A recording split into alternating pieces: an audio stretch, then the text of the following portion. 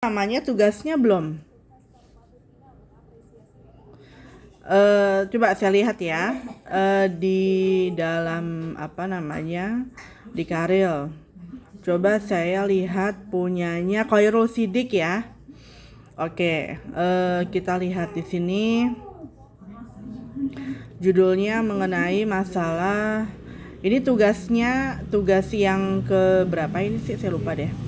Tugas Karil yang ke di tugas 3 ya, yang di aktivitas 8.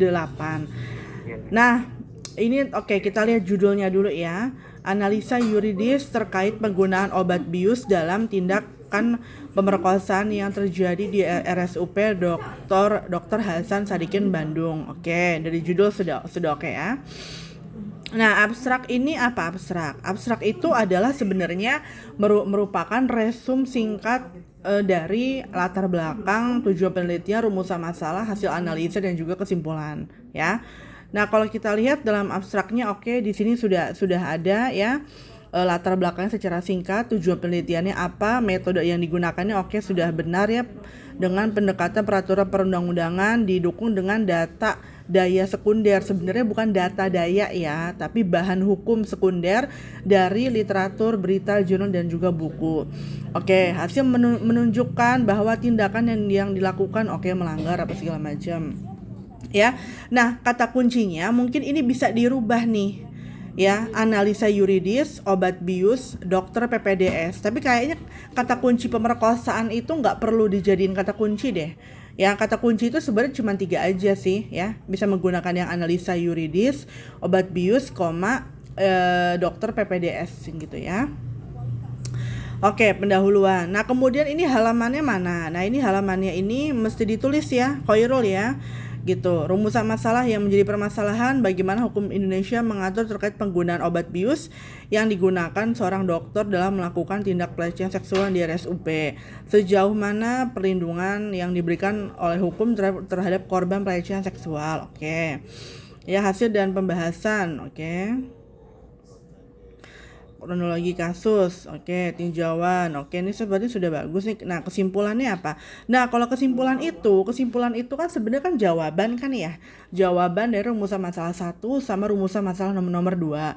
Nah, kesimpulannya di sini itu ada 3 Khairul. Sebenarnya kalau kesimpulan itu cukup 2 aja. Ya, yang pertama adalah bagaimana pemanfaatan obat bius tersebut dan sejauh mana terkait dengan masalah perlindungan hukum terhadap korban ya.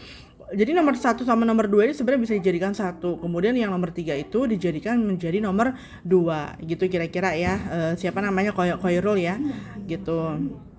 Nah, terus kemudian daftar pustakanya ya, mungkin itu kali ya terkait dengan hal-hal teknis yang memang harus dirapihkan ya. Siapa namanya Khairul ya. Gitu. Ini jangka waktunya masih kapan sih untuk yang tugas 3 ini? Tugas 3 ini sampai kapan ya?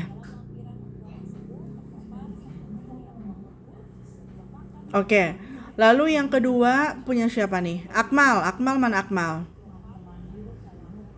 Halo Akmal. Baik Bu. Iya, sudah mengumpulkan tugas? Sudah Bu, sudah. Sudah ya, coba kita lihat dulu ya. Mana kok nama kamu siapa ya? Rizalul Akmal ya, Rizalul. Oh iya ini ada nih. Kita buka dulu ya.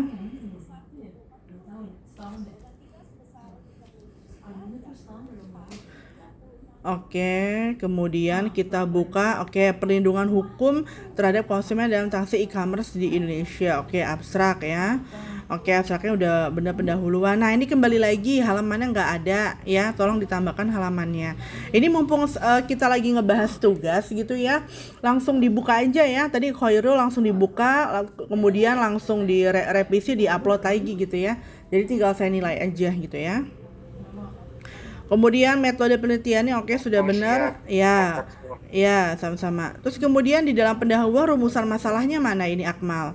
Nah, rumusan masalahnya itu di ini aja tuh, dibikinkan subjudul tersendiri ya. Rumusan masalah nomor 1, nomor 2-nya mana di sebelum subjudul metode ya. Hasil dan analisa. ya. Oke, hasil dan analisanya sudah oke. Kemudian implementasinya upaya memperkuat. Oke. Kemudian daftar pustaka. Nah, ini kesimpulannya mana ya? Kesimpulan. Oh, simpulannya ada. Oke. Simpulan dan juga ya ada ya. Sarannya juga sudah ada ya. Rumusan masalahnya oke. Oke, jadi mungkin itu tadi yang perlu direvisi ya. Langsung aja diitukan sekarang ya, diupload sekarang ya. Kemudian siapa lagi nih? Imam Ghazali ya. Halo Mas Imam, ada Imam Ghazali, Pak? Ada, Pak? Halo? Iya Bu, ya Bu. Ya, sebentar ya. Iya Bu. Ya. Imam Ghazali belum ngumpulin. Ini mana aku belum ngumpulin tugas 3-nya? Halo.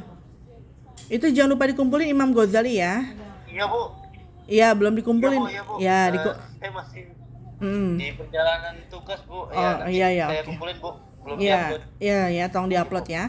Kemudian Nisa Az-Zahra, ya. Silakan kalau ada yang mau bertanya ya. Nisa Az-Zahra, ada Nisa? Halo Nisa. Halo. Halo Bandung. Halo Bu. Ya, nih karir kamu ya. Ya.